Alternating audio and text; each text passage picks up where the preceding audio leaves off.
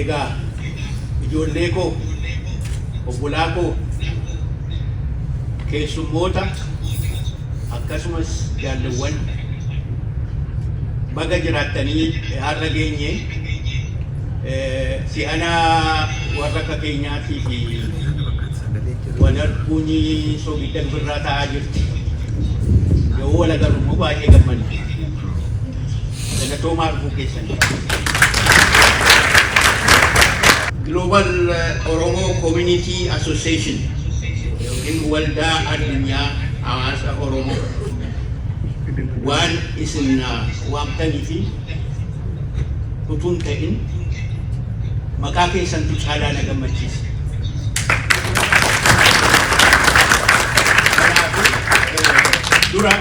Dura sanaafin isin galateeffadha.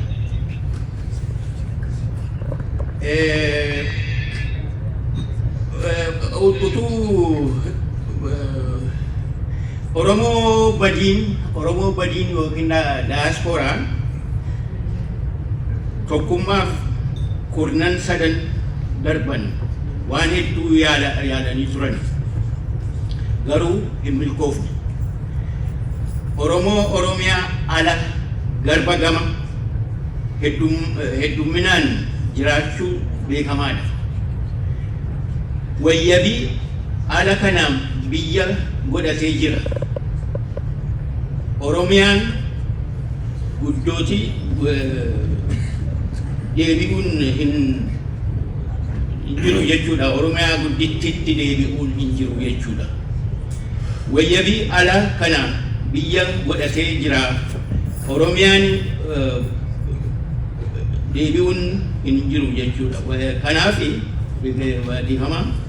Kanaaf akka seenaan aadaa fi afaan isaanii qacceen hin banneef waldaan hin baabsine malbulchaa fi fedha addaan hin faalamne Oromummaa qofa irratti bu'uurfame isaan barbaachisa. Sun beekumsa, qabeenyaa fi dandeettii qindeessuudhaaf gargaara. Dhalooti egerees jeeqama eenyummaa irraa baraaruu danda'a.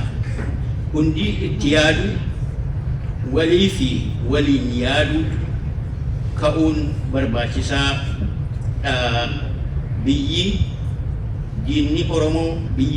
Diinni Oromoo fixaa jira. Yoo milkaa'ee akka qacceen hin banneef ala kanatti qarooma durii kana oolfachuun gamnummaadha. Beekumtii keenyaatti deebi'a. Beekumtii amma waamamne kanatti deebi'a. Sochiin bilisummaa dargaggoo barasii gooteef gumaachi waldaa gargaarsa Maccaaf Tuulamaa fi sochiin barattoota Itoophiyaa guddaa ture. Barrisaas bara sochiin cunqurfamootaa golee addunyaa hundatti keessatti qabsiifame. Nutis dargaggoon dammaqne barasii kaayyoo saba keenyaa ol kaafne warraaqota addunyaa waliin hiriirre. Barri sun bara waaqoo guutuu faa bosona Baalee itti raasan ture. Sochiin bilisummaa Oromoo sagantaa malbulchaa qabu dhalooti calqabee hanga Republic Oromiyaa Dimokiraatofte fi walaboomtee dhaabbannutti gadi hin deebinu, manatti hin dachaanu jennee irbuu seenne. Irbuu isaanii cichanii goototii lakkoofsa hin qabne aarsaa isa dhumaa baasan. Kanneen lubbuun jiran hangi tokko irbuu isaanii eeganii kaayyoo sabaa irraa utuu hin mucucaatin qabsoon bilisummaa itti fufaa jira.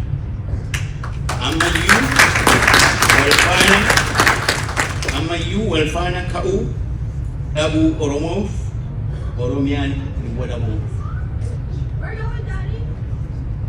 qabsoon keenya maniisa yookiin goolii isaa ga'uuf yartuu tafe.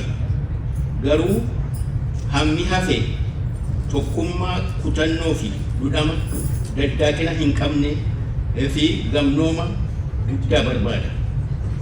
Hundeen kaayyoo qabsoo keenya biyya takkitti saba tokkichaa fi hiree tokkicha jedhanii ka'an.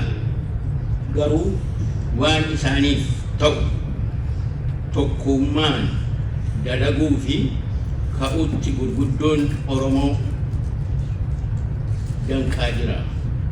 Gurguddoo yoo jedhu eelis isaantu danqaa jira akka waliin hin deemu. Ummatichi qophii ta'uusaa adda adda agarsiisaa jira. Gurguddoon Oromoo hanga tokko nyaaphaa fi fira waan adda hin baafneef sirna nyaaphaa tursuuf irra goree fira waraanaa jira. Tokko tokko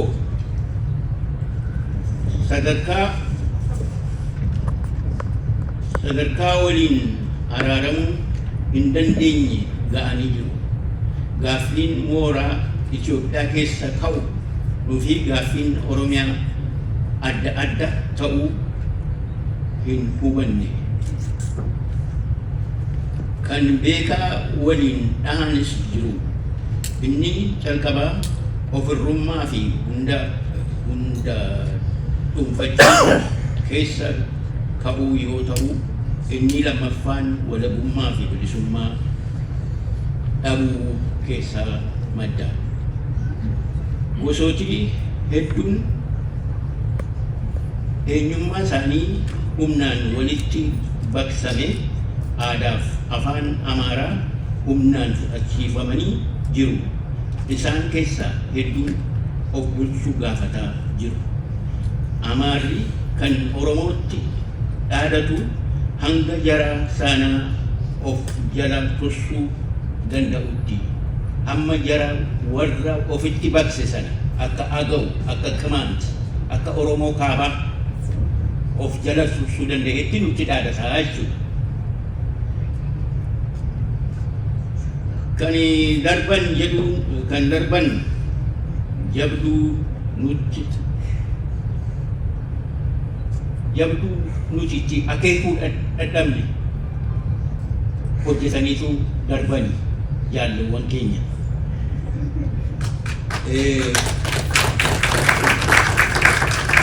Kana yoomiyyuu irraanfannu.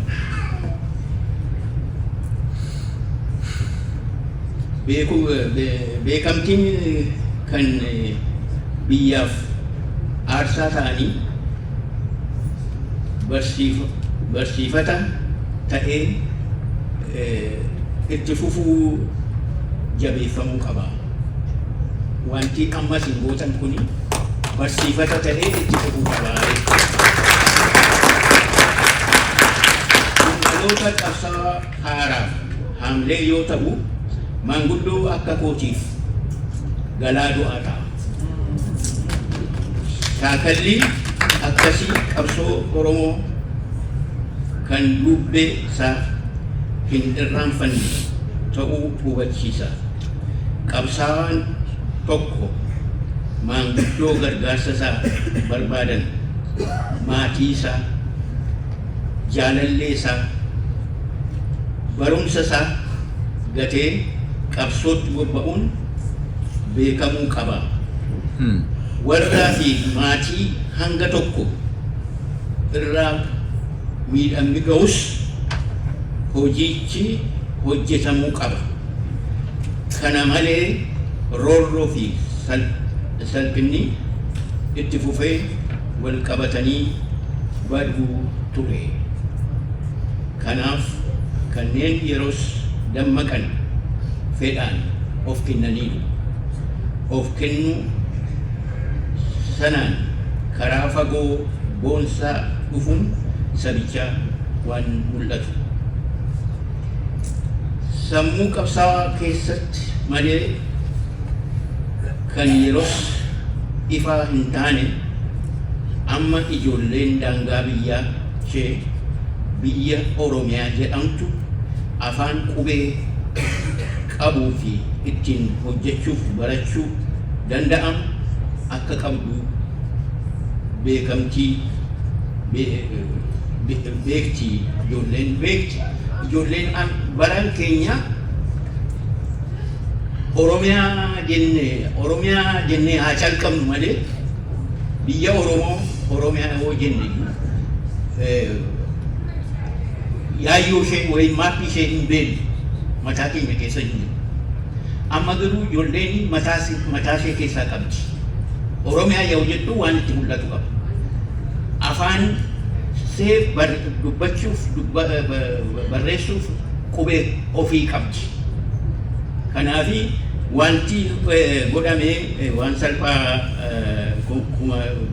kumkummitti dhumee waan fideedha. Dargaggoon innas dammaqtee har'aan nu ga'uuf kumkumaan itti dhumte miliyooniitu itti dhume har'a ga'uu keenya. Har'a akkasitti Oromoo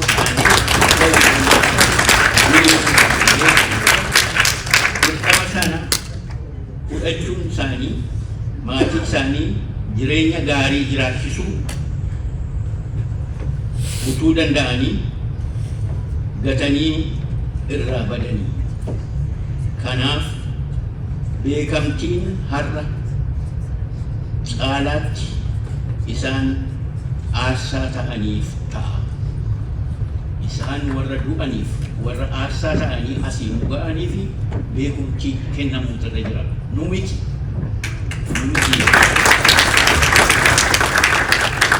Karaa kiyyaa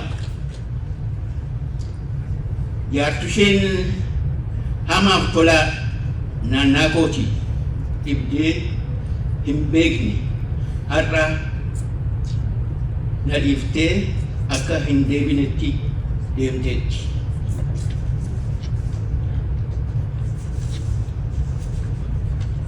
Beekamtiin har'a maqaasee fi ijoolleesee ana malee guddifte argachuu kiyyaa naa beekaa.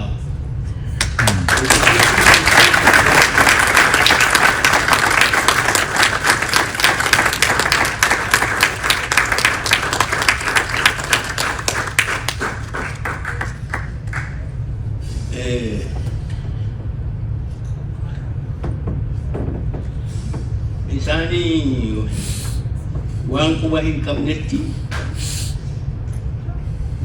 abbaa dhabuutti naannaan maatii tsara abiyoot tsara Itoophiyaa jedhamuun guraaramaa gidiraa hin barreef dhandhamataa ba'anii. Dhuma irratti maanguddoo keessan yaadattanii ayyaana qopheessuu keessaniif galati keessan hin badin.